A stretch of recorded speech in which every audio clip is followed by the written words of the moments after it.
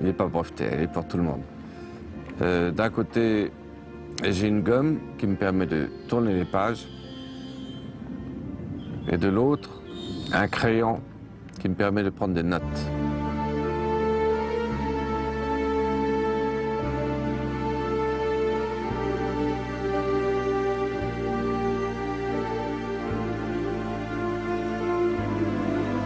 Bon, on sait que l'amour de votre femme vous a aidé à passer au travers, mais il y avait une autre épreuve qui s'en venait quelques années après. Qu'est-ce qui s'est passé?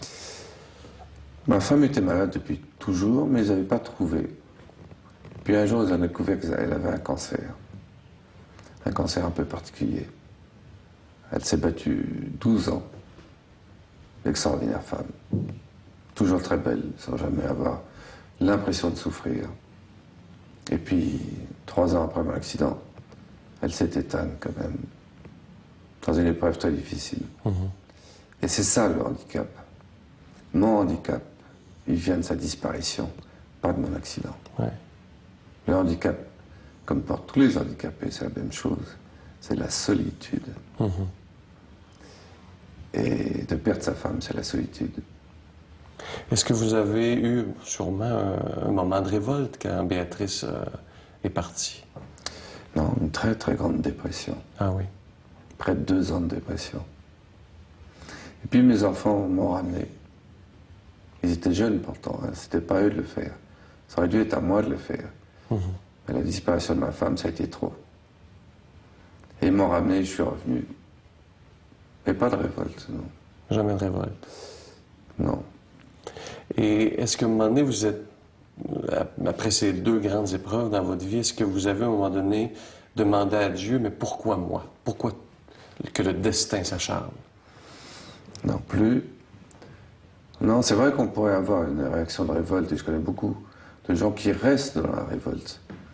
Sentiment d'injustice. Mais Dieu n'est pas pour la souffrance, hein. La souffrance, c'est le signe du mal. La souffrance d'un innocent comme un enfant, par exemple, c'est le mal absolu. C'est pas du tout Dieu. Donc je n'en voulais pas du tout à Dieu. Il était pour rien, le pauvre Dieu. Non, non. Je crois que ce que j'ai appris dans ces épreuves, surtout après le décès de Béatrice et la dépression, c'est le silence.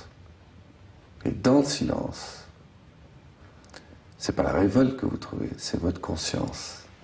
Et dans votre conscience, votre part de sacré, et donc Dieu. Ouais. J'ai mis du temps à comprendre Dieu, à l'accepter. Ma femme a toujours essayé de me l'expliquer. Les mots, c'est difficile puisque c'est le mystère. Ouais. Et le mystère, ça veut dire en grec muet. Il n'y a pas de parole. Alors elle priait, et c'est comme ça que j'ai découvert petit à petit Dieu, parce qu'elle priait à côté de moi dans ces derniers jours, dans ces derniers mois.